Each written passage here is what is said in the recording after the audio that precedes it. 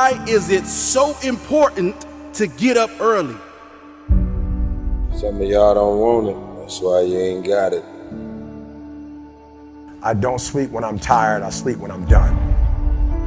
The average millionaire wakes up at 4 a.m. So it started off 4 o'clock in the morning where I'd start with my cardio, then I'd have breakfast, and then I would go to the gym, and then I'd go to work. Some of y'all have no idea what 4 a.m. looks like Why would you not wake up at 4:30? because you're too busy sleeping in. I'm pretty sure I wake up earlier than all of you.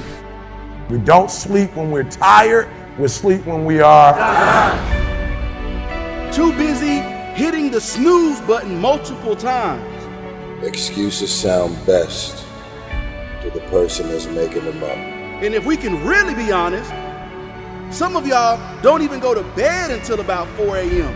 If you can get up before the rest of the world is awake, right? Before the enemy's awake, you can get so much done. You're so much more productive. Stop feeling sorry for yourself. Wake your ass up. And then they ask me, well, why are you up so early? Take responsibility to make your life happen. Awaken the beast inside. Wake up at 4 a.m. So I begin to tell myself there must be a reason. When you have something to do, when you have someone to love, when you have something to look forward to, when you get up in the morning. See, people who have something to look forward to don't need an alarm clock because they have a reason for being. If you want to have one of the best lives in the world, which is you live on your terms, you have to pay your dues to get there. You've decided that you're not going to allow your circumstances to define you. You've decided that you're not going to allow the events, the things, the people, life, determine who you become. You got a problem with your life. You got a problem with your environment. Do something about it. If you want more freedom in your life, you have to have more discipline. If you do what is easy, your life will be hard. But if you do what is hard, your life will be easy. You decided that you're not going to go through life being a whiner, being a complainer, that you're going to take responsibility for what it is that you want to create. The greatest ability that God has given humankind above the animals is the ability to choose.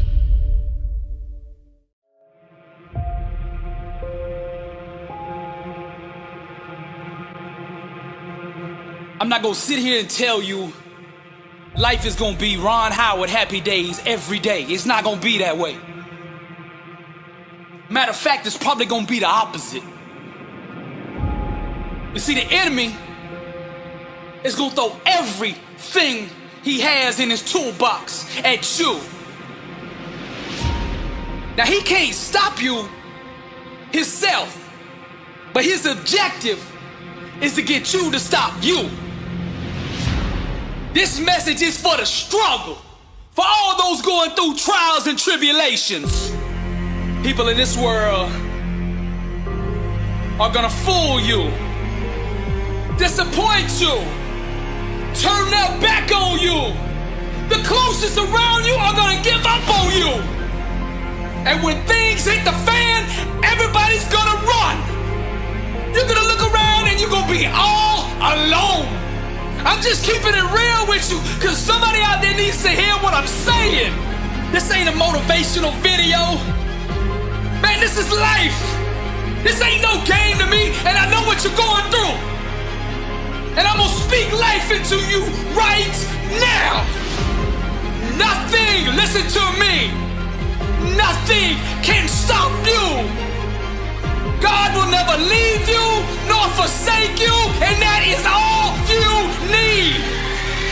There's a power inside of you that you can only discover when you are truly alone.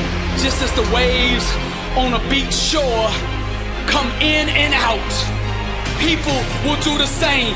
Relationships are like music, and you should never make music with anybody who doesn't understand, appreciate, you your lyrics. Sometimes you just gotta let these people go. You gotta know your worth. Sometimes you just gotta let them people go. You gotta stop chasing people who don't appreciate you. Sometimes in this life, champion, you gotta remind the world just who you are. And you don't do this by telling them with your mouth. You tell them with your actions. You make your actions speak loud and proud to who you are. Don't let the world convince you that you're nobody. You're somebody who just don't know it yet. Do you hear what I'm saying, champion? I'm speaking to the champion in you. Rise, champion.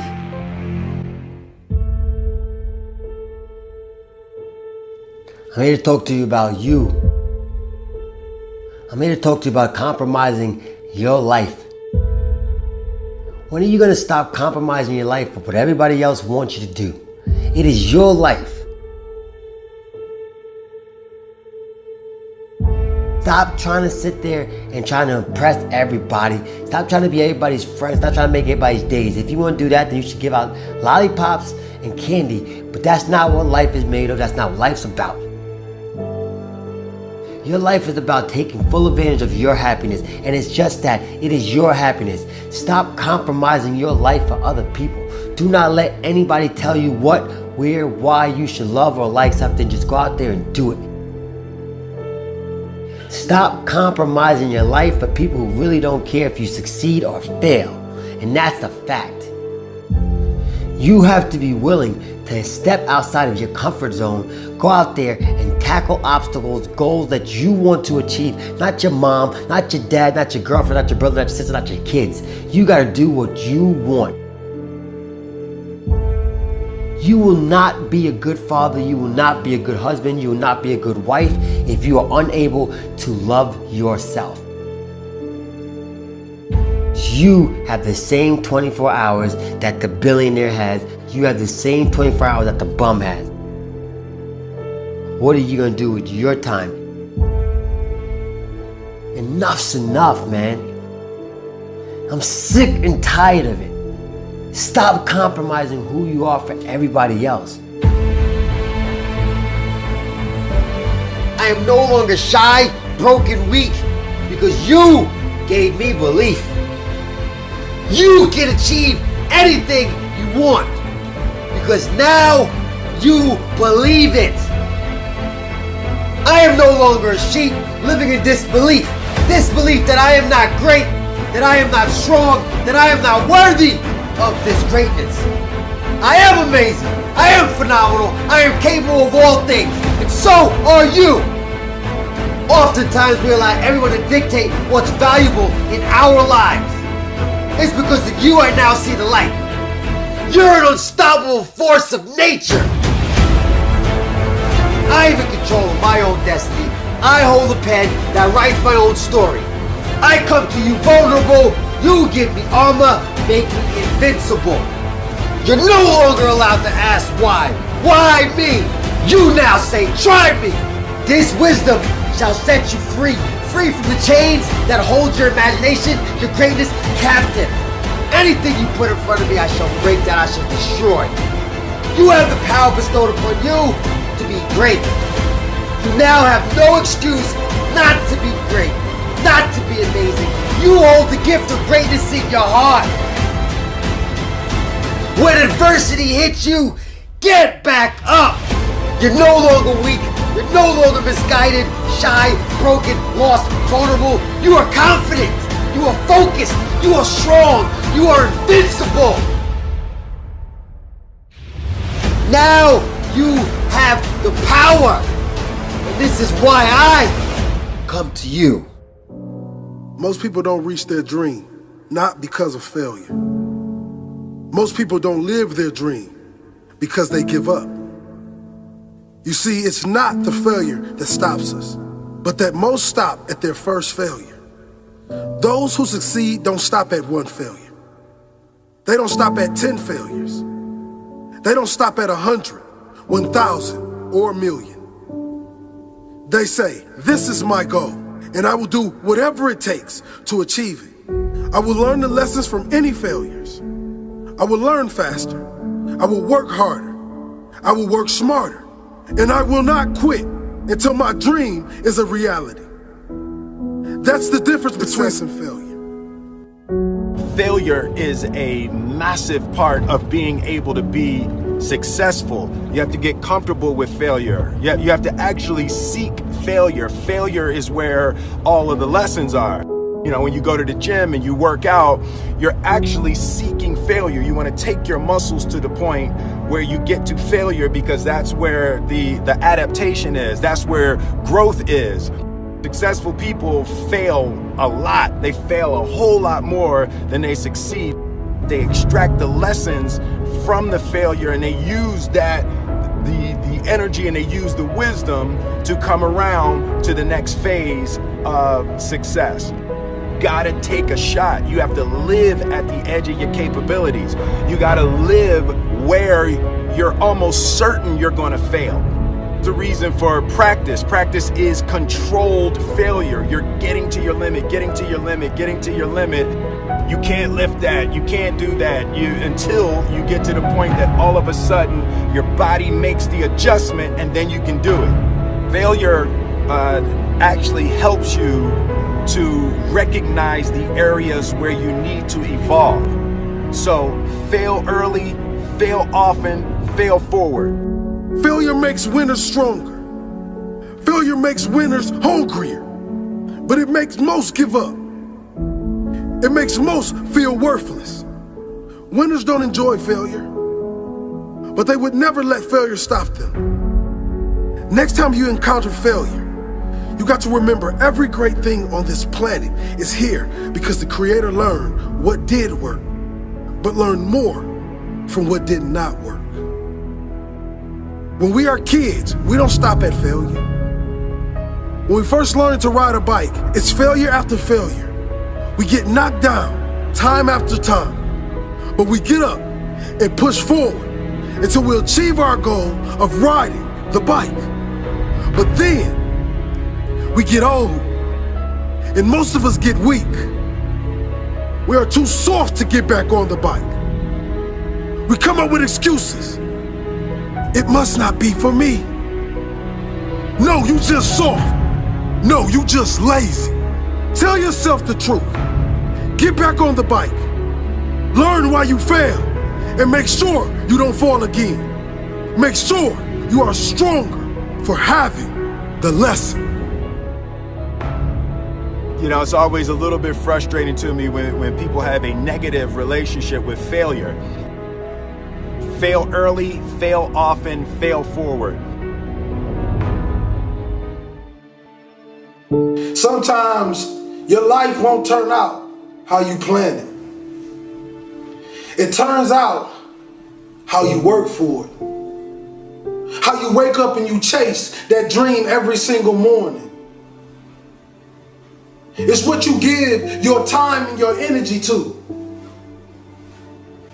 that takes you to the next level. You see, I witnessed the death of my mother, the death of my grandfather, the incarceration of my father, and still I stood. Because when I walked in those projects, I realized one thing.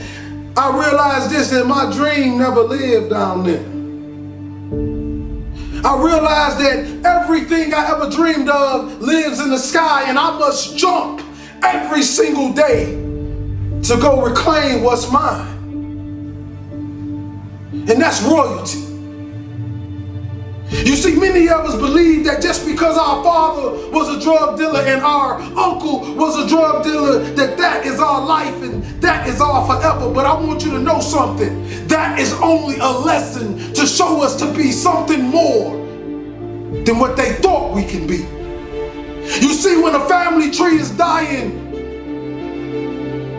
all you have to do is take care of the roots. And if the roots is too dead to bring the tree back alive, you plant another one. Young king and queen, I'm sorry, but we live in a generation today where you're gonna have to grow up right now. You're going to have to be phenomenal in everything you do because everyone in the world is chasing greatness. And what do you do when a man is going 100 miles per hour and you haven't even started the engine yet? The best gifts come from the bottom. They say, well, why you want to be great? I don't want to be great for me. I want to be great so them project babies can look in the mirror and say, I am too. I am special. That flower grew in the same streets that I grew up in. That rose up through that concrete, and so can I. It's a mentality. Roses can grow in the projects if you take care of the soil. It don't matter how big the house is, baby. It's the love inside of it. Take care of your community. Take care of your brothers and sisters. Hold cowards accountable for what they put in your neighborhoods. Put your crown back on your head. Let the world know your name. King and queen. This means you gotta work. This means you have to grind when they sleep. You gotta grind when they won't. You gotta grind when you do not feel like it. And this in all areas in life. School, sports, your religion. Consistency is the tunnel to greatness. Consistency will turn an ordinary man into something he never thought he can be. I want you to look in the mirror, young kings and queens, today. If you're growing up with nothing and you're growing up without, I want you to look in the mirror and I want you to say these words. I want you to say that I am royalty. I am more of my generational curses. I am more than my drug addict father. I am more than my incarcerated uncle. No, I'm not better than them, but I want to do better for them. I want to give our last name a legacy that will be remembered forever. That when people speak of it, people will smile automatically. See, this type of greatness I'm talking about when I die. They can't even fit another body in the church because what I gave the world. You see all these men standing on top of the world. You think they're special, you think they're everything, but you don't know what they did to get there, kings and queens. Are you willing to sell your soul for material things? Because right now, we're losing the battle to the evil, and I'm telling you, young kings, I need you to come back. I need you to come back to the kings and queens that I know you are as great citizens. You know, young kings that walk in the room with his pants pulled up, and young queens that cover her body and only show her face because she knows she's beautiful and she loves the skin she in. You see, I want to bring us back to that. I want to eliminate the NIGGA mindset and bring the king mindset because that's what we were born of. Royalty. You see, kings and queens, life is like one man standing on one single street. And the Creator says, stay in your lane. If you stay in this lane, you will continue to ride. But if you pay attention to all the other cars, you will crash. What do I mean? I mean, don't pay attention to the next man. Pay attention to the best man. See, the best man is whoever you believe he is because the mind has power. Your mouth and your words have power.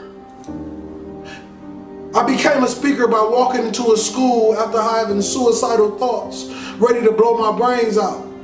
I wanted to give some children something that they can take forever, something that can last forever, something that can push them to the next level, and then I wanted to die.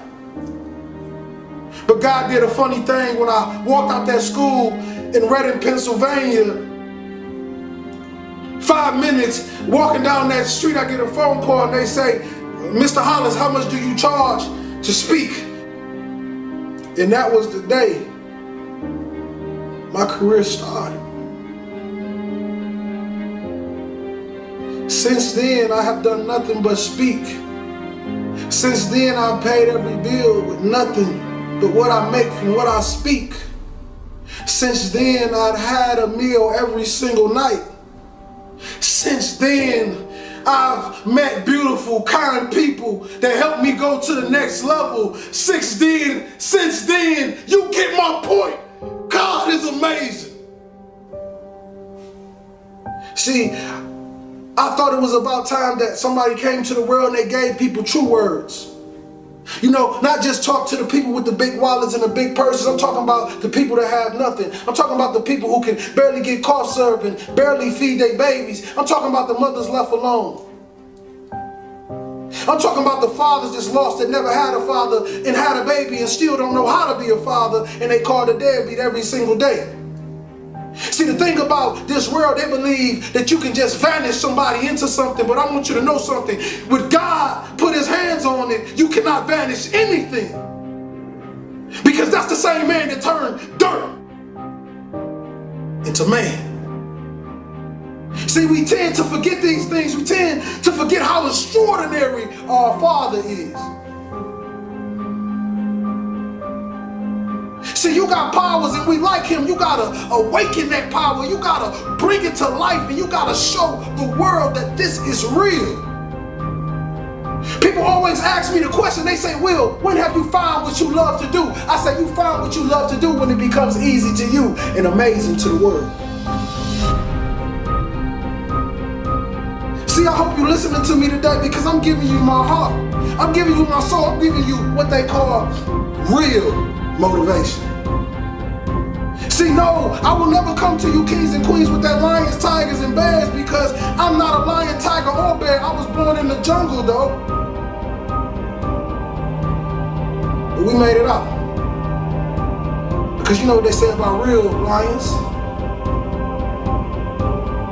We take over the pack. And we lead it. See, that's the thing.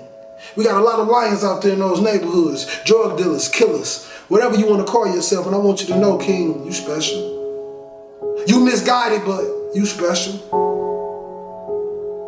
I know you grew up without a father and your mother left you and nobody ever loved you and nobody ever told you can be anything, and you believed it. But I want to tell you this, that you are phenomenal. You are a king. You come from royal blood. You stand on the tip top of the pyramids. You are royalty, king. You are a light. You are a star.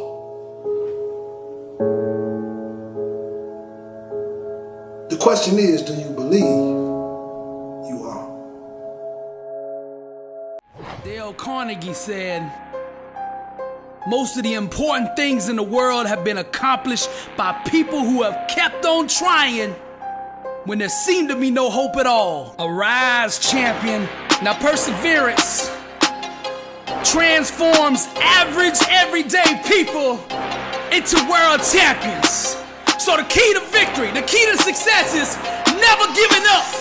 And in order for you to do that, arise, champion, you're gonna need a strong why to prevail, a strong reason to keep going.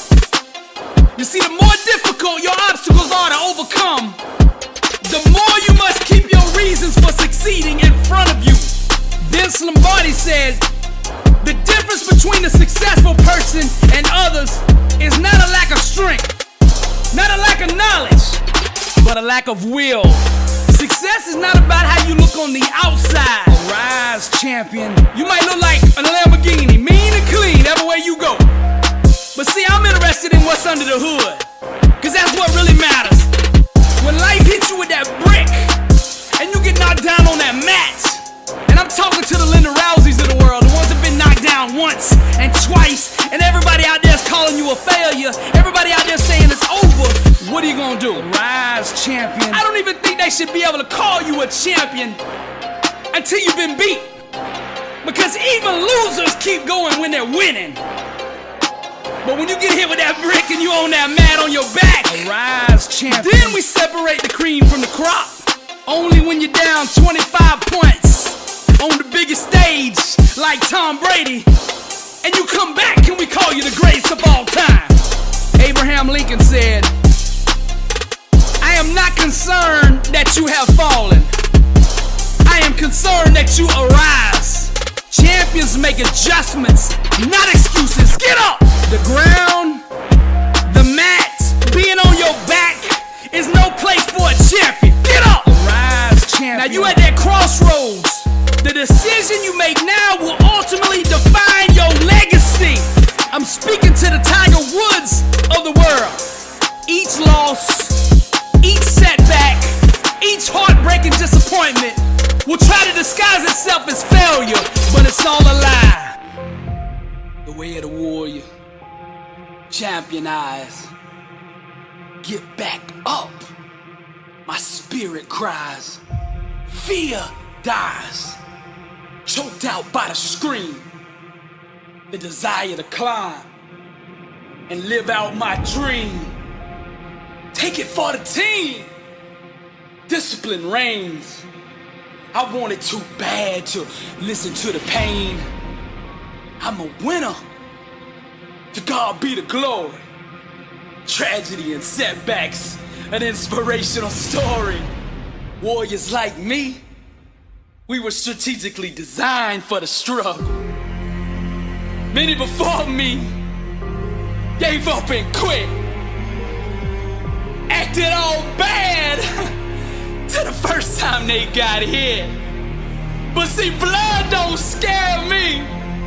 I fear not death. Whatever it takes, champion, to be the best of the best.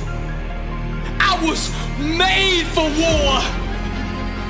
I cry out to heaven, blessed and unstoppable, an immortal legend. Climb, I say, the unclimbable mountain. Kicking and punching, I just keep on pounding. I found it, that deep desire to win. I remember defeat and I say, never again. See, warriors like me, we were born and strategically designed for the struggle. The way of the warrior, champion eyes, get back up, my spirit rise. Fear dies, choked out by the screams, the desire to climb and live out my dreams. Take it for the team, discipline reigns. I want it too bad to bow to pain. I'm a winner, to God be the glory. Tragedy, setbacks, an inspirational story. Many before me gave up and quit. Acted all bad to the first time they got hit. Blood don't scare me. I fear not death. Whatever it takes, champion, to be the best of the best. Climb, I say, the unclimbable mountain. Kicking and punching, I just keep on pounding. Because I'm a warrior, and that's what we do. I'm Billy Owls Brooks, blessed and unstoppable. To God be the glory. So I had the chance to meet with some of the kids in the program today. Where are you? Scream out. There you go. I love those kids. And so what I thought I would do, because they gave me a little bit of time to say whatever I want, is offer you a little bit of some observations for your future. I have 5 little rules that you can follow as you find your spark and bring your spark to life. The first is to go after the things that you want. Let me tell you a story.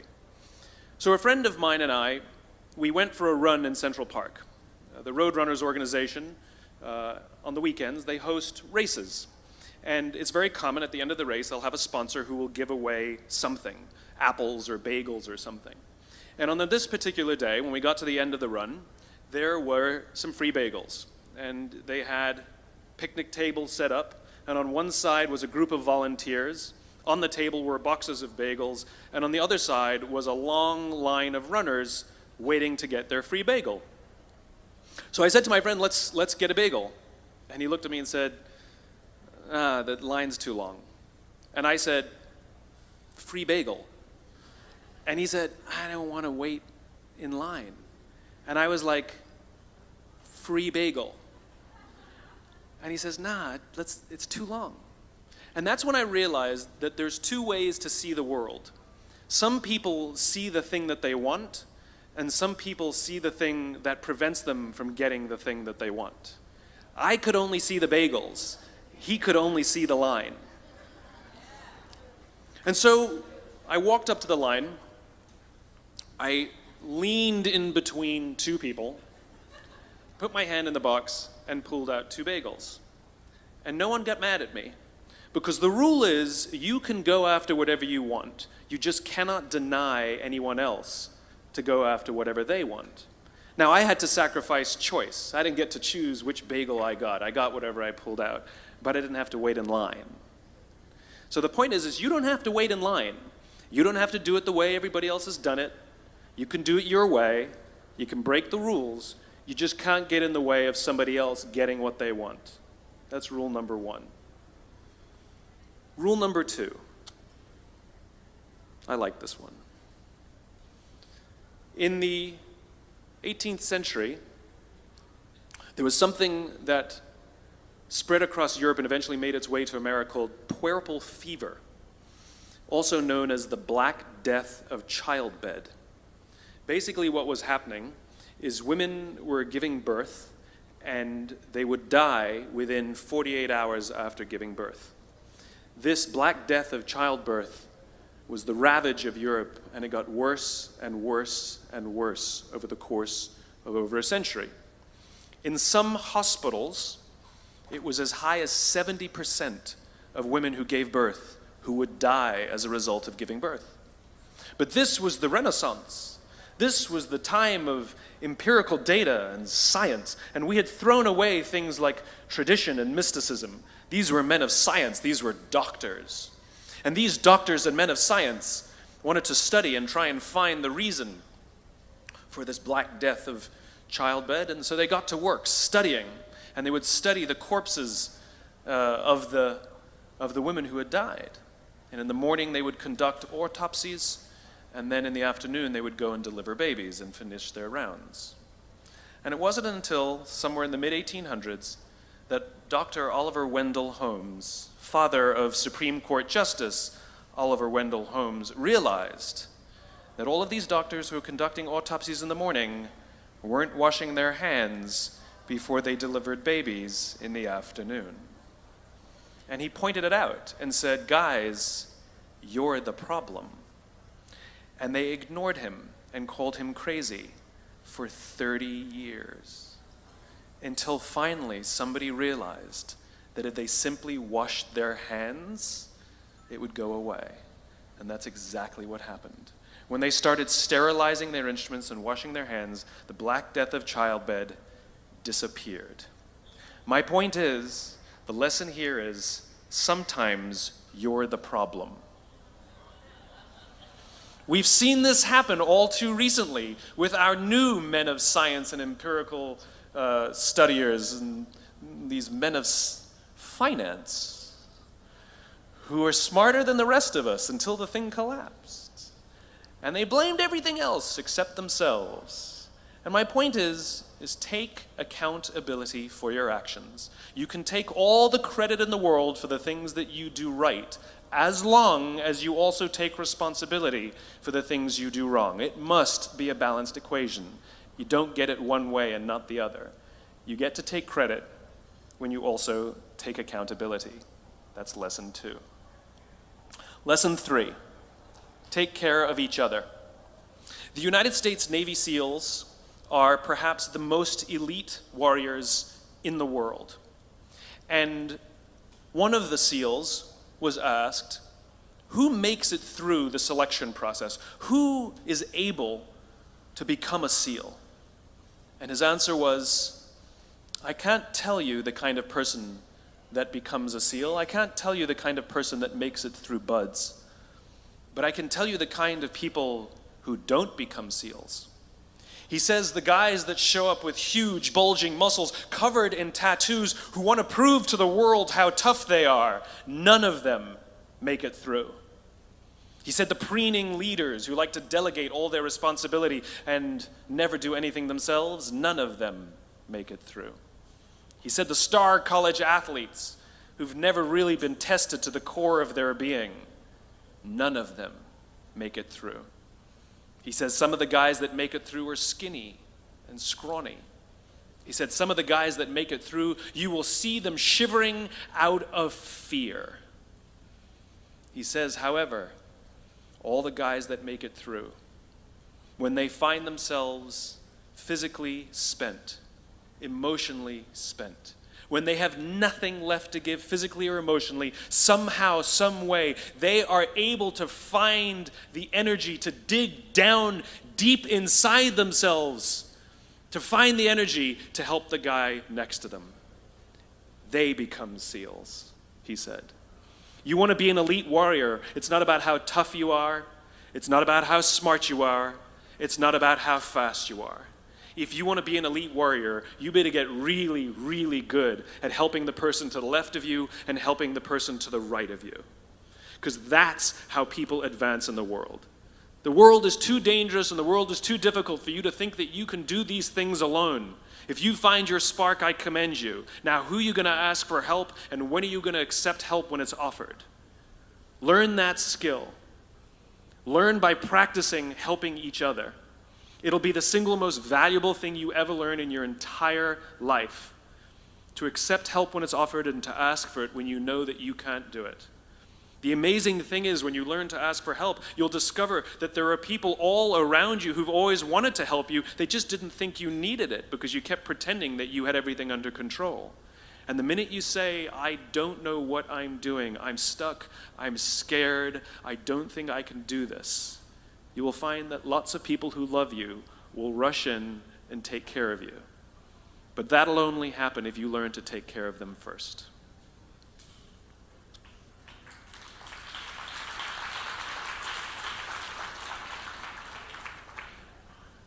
Lesson 4.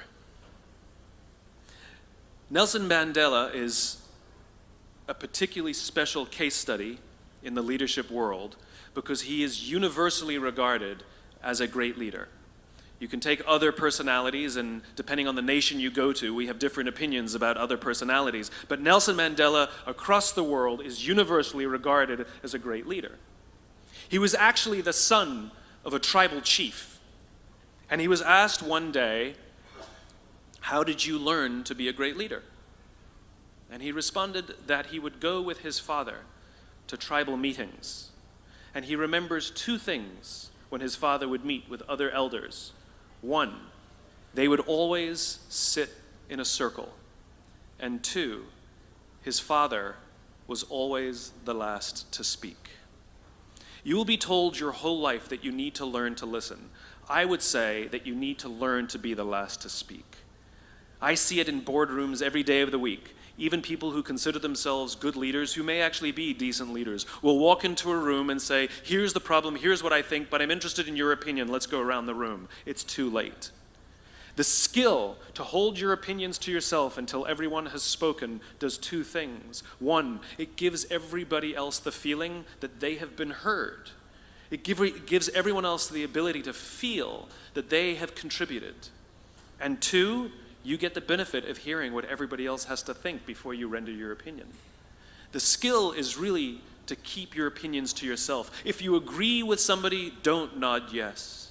If you disagree with somebody, don't nod no. Simply sit there, take it all in, and the only thing you're allowed to do is ask questions so that you can understand what they mean and why they have the opinion that they have. You must understand from where they are speaking, why they have the opinion they have, not just what they are saying. And at the end, you will get your turn. It sounds easy, it's not. Practice being the last to speak. That's what Nelson Mandela did. Number 5. This is Monty Python. 1, 2, 5, 3. For all the other nerds in the audience. There's one. Number 5. My favorite one of all. True story. There was a former Undersecretary of Defense who was invited to give a speech at a large conference, about 1,000 people. And he was standing on the stage with his cup of coffee and his styrofoam cup, giving his prepared remarks with his PowerPoint behind him. And he took a sip of his coffee and he smiled and he looked down at the coffee. And then he went off script. And he said, you know, last year I spoke at this exact same conference. Last year I was still the Undersecretary. And when I spoke here last year, they flew me here business class. And when I arrived at the airport, there was somebody waiting for me to take me to my hotel.